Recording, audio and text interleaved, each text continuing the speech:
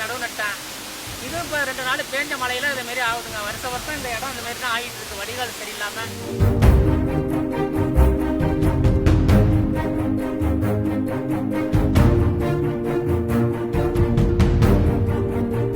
இந்த மாதிரி ஆகிட்டு இருக்குங்க. எந்த வடிகாலையும் எங்களுக்கு வடிகாலை சுத்தம் பண்ணி கொடுங்க.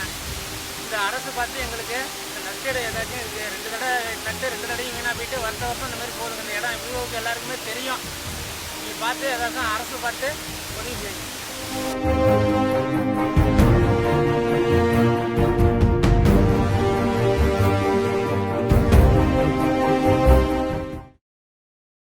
என் பேர் விஜயகுமார். நான் கருவலாங்கடை விவசாயி. இது நாங்கள் பசு தாட்டி தெளித்தோங்க. தெளித்தது இந்த டேம் வடவூரில் டேம் கட்டியிருந்ததுனால அது உப்பு தண்ணி நல்ல தண்ணியும் கலந்ததுனால அந்த தண்ணியை வச்சதுனால எங்களுக்கு ஃபஸ்ட்டு இந்த தெளித்தது எல்லாமே வீணாக போயிட்டுங்க. மறுபடியும் நட்டங்க. நட்டப்போ தீபாவளியோட மழை பெஞ்சு அது முழுகிட்டுங்க. அமைச்சர் பார்த்துட்டு போயிருக்காங்க. அவங்கள்ட்டையும் நாங்கள் சொல்லியிருக்கோம் எங்கள் கோரிக்கையை. எங்களுக்கு வடிகால் வசதி சரியான முறையில் இல்லாததுனால இந்த மாதிரி வீணா போகுது சார் அப்படின்னு சொல்லியிருக்கோம். மறுபடியும் எங்களுக்கு மனசு கேட்காம மறுபடியும் கடனை உடனே வாங்கி மறுபடியும் நட்டுருக்கோங்க.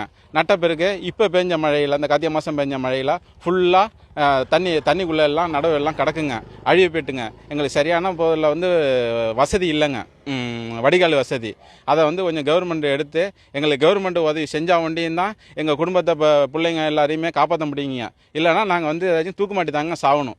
கருவலாங்கடை பொறுத்த வரைக்கும் கடமடங்க எங்களுக்கு. அதனால் இது எங்களுக்கு கவர்மெண்ட் எங்களுக்கு கண்டிப்பாக உதவி செய்யும். தடுப்பணை கட்டி 2 வருஷத்துக்கு பிறகு அவங்க தடுப்பணை தண்ணியை திறந்து கீழே வடிய விடும் போது அதை சாத்தாத காரணத்தினால அந்த டயத்துக்கு சாத்துறதில்லை. தண்ணி ஏறும் போது சாத்த மாட்டேங்கிறாங்க. ரஸ்கர் சரியில்லை. ஆலங்குடியிலேருந்து அவர் வரங்காட்டி இங்கே தண்ணி ஏறிடுது, உப்பு தண்ணி கலந்துடுது. அந்த தண்ணியை நாங்கள் வச்சு தெளித்தா பயிர் வீணாக போகுது. நட்டாலும் வீணாக போகுது, தெளித்தாலும் வீணாக போகுது.